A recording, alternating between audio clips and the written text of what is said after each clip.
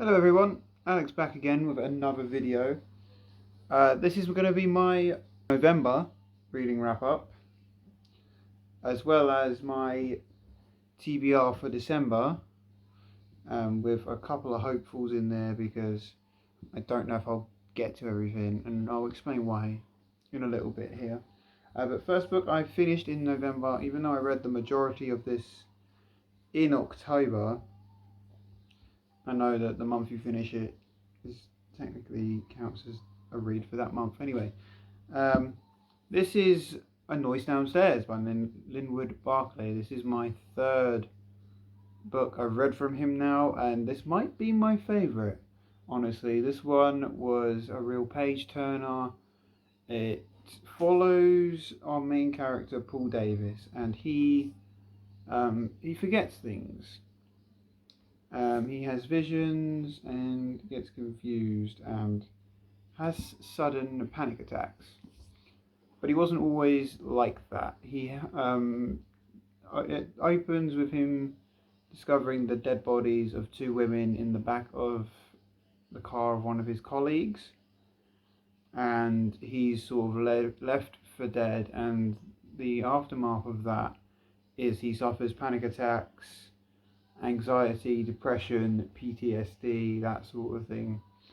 And this book gets very real with those topics in mind. And he sort of starts hearing these noises at night from his house, but when he investigates, it kind of comes across like he's losing his mind, sort of thing. This one, very, very good. If you like suspenseful psychological thrillers with a little bit of that horror element in them, definitely check this one out. I enjoyed it. I gave it 5 stars. I thought it was very, very good, and like I said, my favourite from him out of the ones I've read.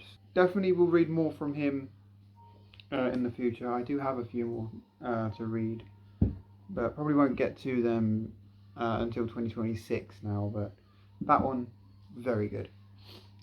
The next one I'm going to talk about is the complete opposite end of the spectrum, because it's not a thriller at all. It was advertised, I think, when it was advertised, it was advertised as Dark Academia, but for me, it was more of a straight-up fantasy novel set in hell. It's Catabasis by R.F. Kuang. Now, I loved Yellowface from her, and I know Yellowface is very, very different to this and, say, the other stuff she's written, like Babel and the Poppy War trilogy, which I'm still yet to read from her.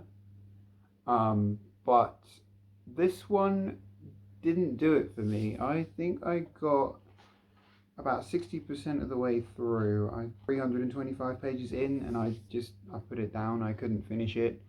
So it's going to be a DNF for me,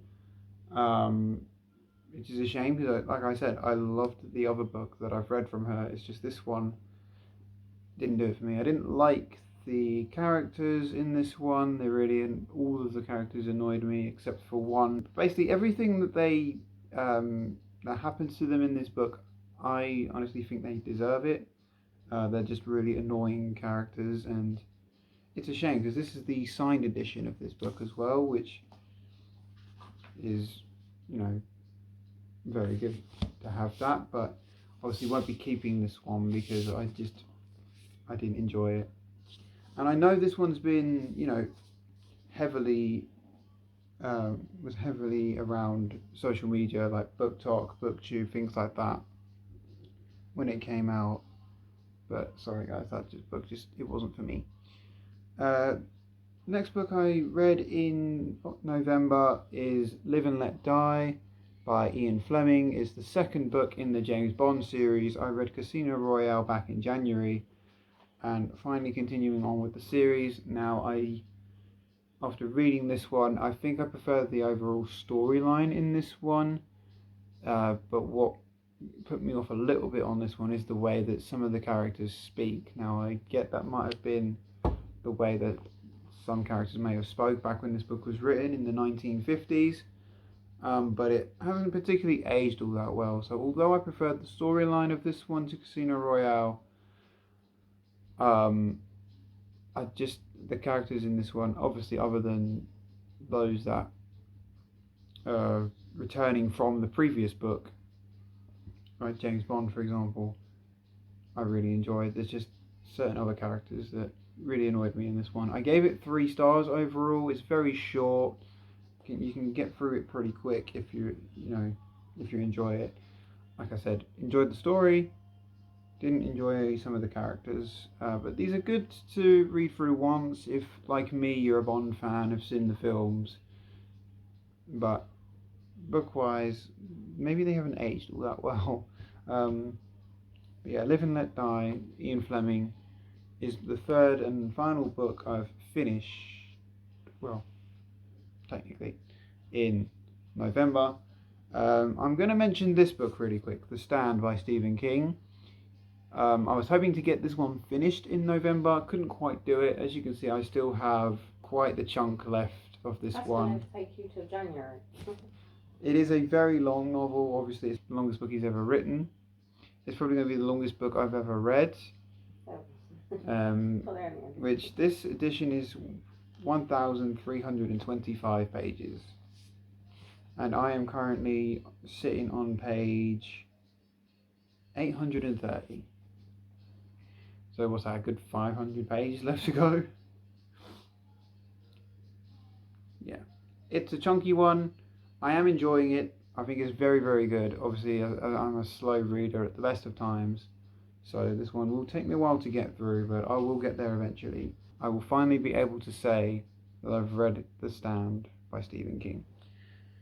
Right, on to my TBR for December. So obviously finishing The Stand is sort of going to be my main goal in December. But I do have a couple here that I'm hoping to read after The Stand, and then a couple of books I hope to get to if I get the time. First one that I want to read is Harry Potter and the Prisoner of Azkaban. I have read the first 2 in the series, and let's just say they've not been my favourite, but everyone who has read the series has told me that this book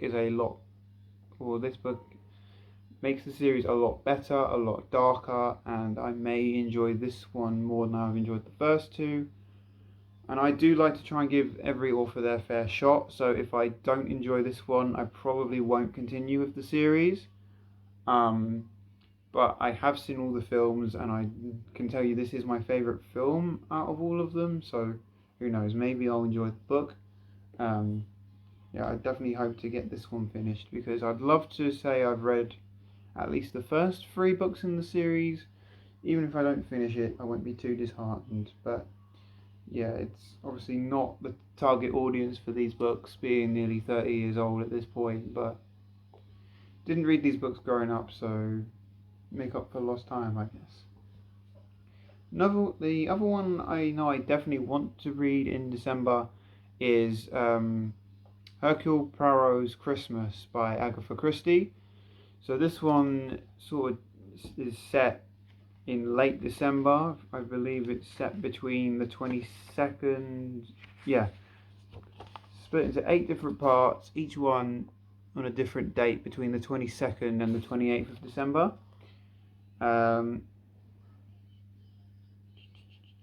So I'll read the back of this one, because again I'm not familiar with the story of this one. It's Christmas Eve. The Lee family reunion is shattered by a deafening crash of furniture, followed by a high-pitched wailing scream. Upstairs, the tyrannical Simeon Lee lies dead in a pool of blood, his throat slashed. But when Hercule Poirot, who is staying in the village with a friend for Christmas, offers to assist, he finds an atmosphere not of mourning, but of mutual suspicion. It seems everyone had their own reason to hate the old man. Now, the other book I've read from Agatha Christie, of course, was Murder on the Orient Express. I really enjoyed that one, so I, of course, can't wait to dive into more of her stuff. And this one's very short. This one is just under 220 pages. So hopefully you can get through this one relatively quickly. which is also the reason I've put a couple of hopefuls on here, because both of these books are pretty short that I want to read, and then I have got, like I said, two more.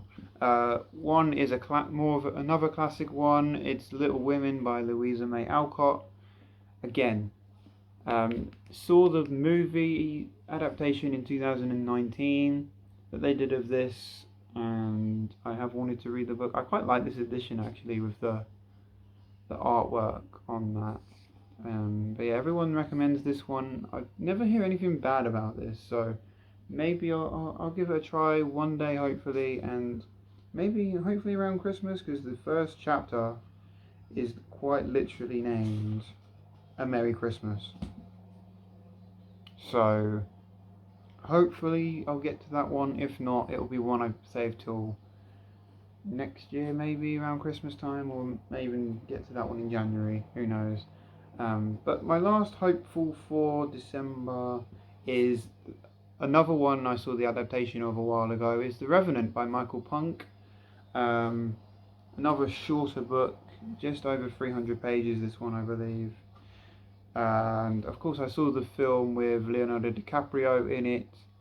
I believe it's the film that won him his first Oscar.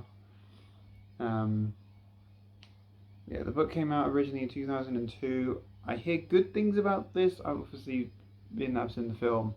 I know the basics of this book and do want to check it out and see how different it can be to the film that came out in, I think it was 2015, something like that.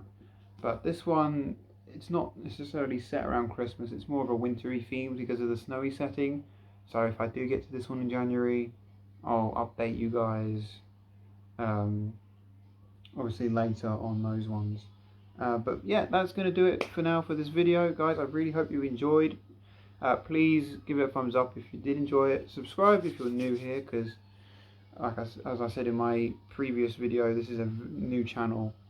Thank you very much for watching, and I hope to see you guys again very, very soon. Bye.